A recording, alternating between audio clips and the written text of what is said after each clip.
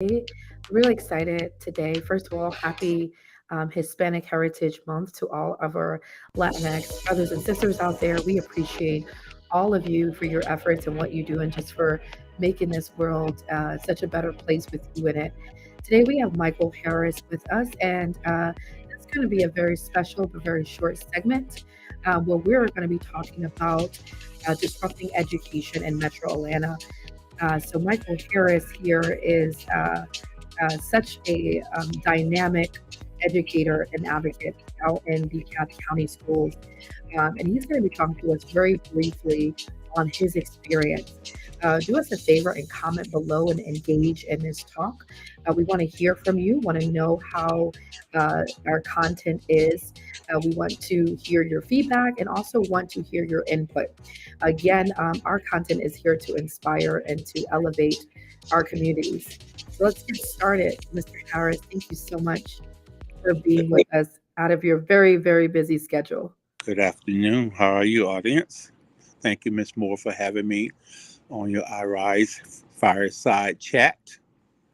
Absolutely. We're excited to have you. And I know we only have you for just a few moments. So I'm going to go through like highlights of your bio and we're going to jump right into the first question. Thank you. Absolutely.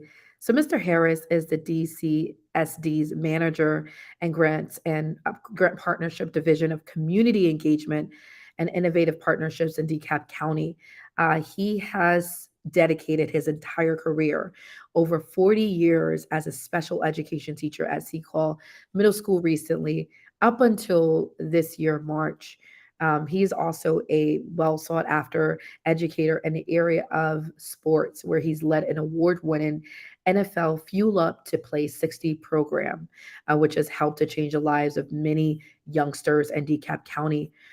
He's also earned the Teacher of the Year award, DeKalb County School District Teacher of the Year award in both 2014 and 2018, and has graduated with a BS from Shaw University and a master's in educational leadership from Regent University.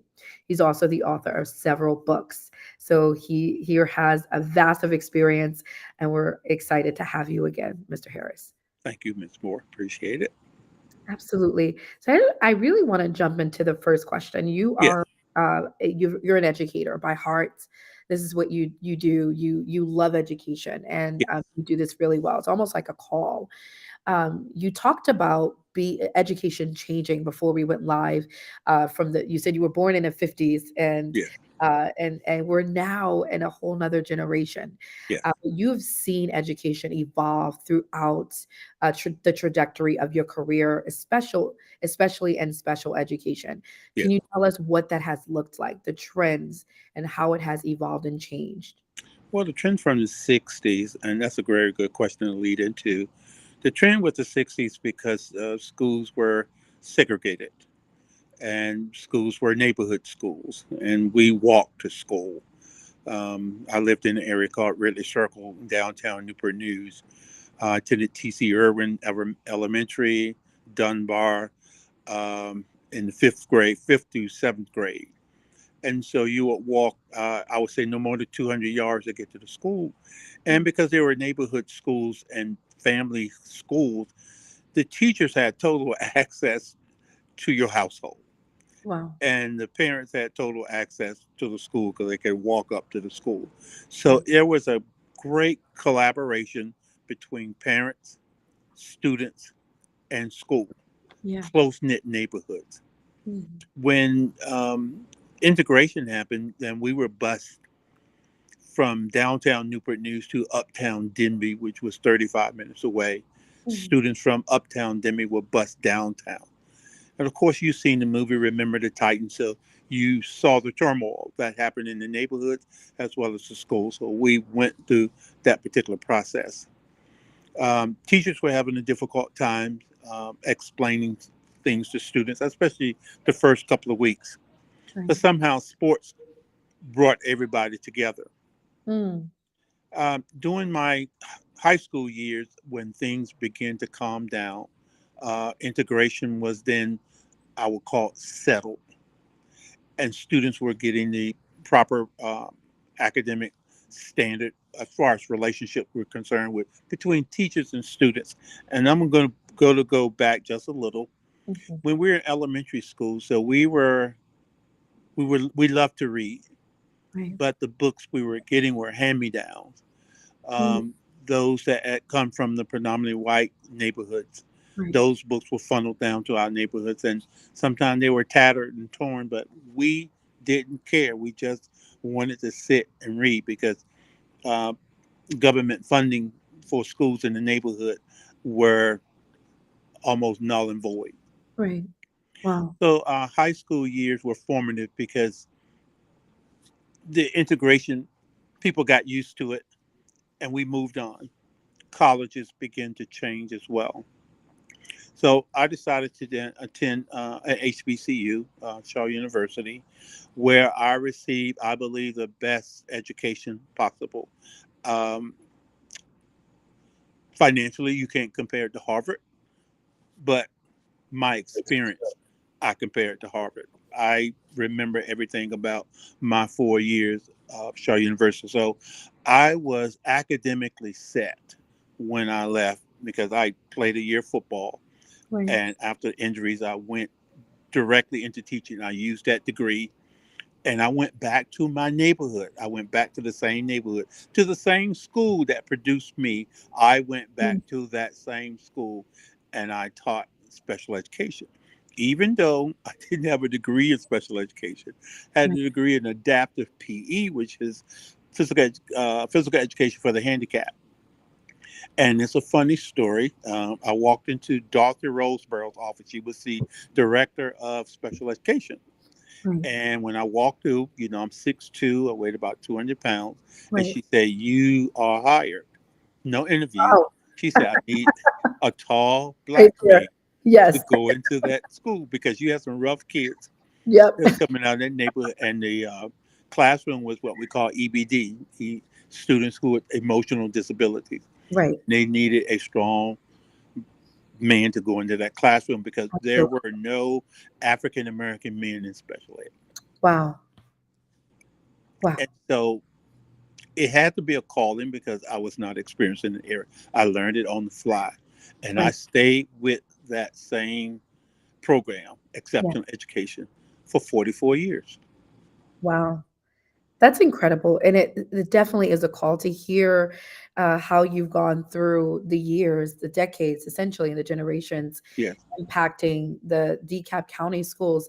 It sounds like it was almost full circle for you too, being yes, able to come from being raised into the system, and coming back to offer, yourself and your skills, back to that same place. It sounds like it's been groundbreaking. thank you. Absolutely. And my last question is around our topic today is disrupting education. And you had talked very briefly about the funding aspect of it. You said that there was no funding, which I just find that so hard to believe back then. I don't know how our education system survived back then without it. But today, I know funding is something, funding initiatives is something very near and dear to your heart. Can you talk a little bit about how important funding is and in the area of disrupting education? What role does it play, and why is it important? It is extremely important. I'm glad I'll just touch a little bit on the superintendent's initiative because it is disrupting excellence. And we have a new initiative of doing things outside of the box, Right. doing things differently, Yeah. and doing things that may make certain people uncomfortable. Right. But being in the grants and partnership department, I make it an initiative to find funds for Mm, programs that are underrepresented, yeah. especially in our neighborhoods, Right. i.e., um, there's a severe asthma problem with emissions and gases in Yeah. the lower part of our county. And therefore, we decided to uh, write a grant, or we applied for a grant for $22 million to purchase 50 EV buses, Hmm. which will go strictly in the Title I area schools where students who on free and reduced lunches. Yes. And that was a big project for us. We started in March. We met every Tuesday. So I believe that is the part where you're disrupting the norm. Yeah. You're doing something outside the box. You're changing things. So anytime I go into those particular neighborhoods, especially with my teachers, I will ask them, give me a wish list. I Yes. have a list of 60 partners that are ready to partner with each and every one of you, whether it's Chick fil A, whether it's the National Football League, whether it's the Atlanta Falcons. Um, Here's what we did, and this is a great example to exit out on. At Stoneview Elementary School, the Mhm. first day of school, Yeah. we decided to disrupt their day. It was the Yes. first day of school. I love it. Normally, when the first day of school, you have kids coming in with new backpacks, they got new Yeah. clothes on. Parents are excited because it's K through 5, and you Right. got your little kindergarten kids, and of course, you got your fifth graders are growing up because next year they'll be in middle Middle school. school, right. So we decided, and we planned this perfectly. So we called the Atlanta Falcons, Mhm. got a couple of players, Yeah. Freddie the Falcon, Mhm. Falcon cheerleaders, and No. we decided to disrupt their day to have you. This is going to be a different school opening. And Yes. so, lo and behold, we did put in a request to our communications department, and they came through big time. This was Miss Portia Kirkland, who is the director, um, Mr. Our director, what we call the press secretary, Donald Porter. And they called the local press. So we had Channel 11 Wow. and we had Channel 2. They showed up at the same time. Normally, you only get one news Right. station. So two news feeds showed up at the same time. That's So it. as kids were walking through, they saw the cheerleaders with Yes. the pom poms, and then they saw Freddie the Falcon. Yes. They saw the news camera, so they said, "But this."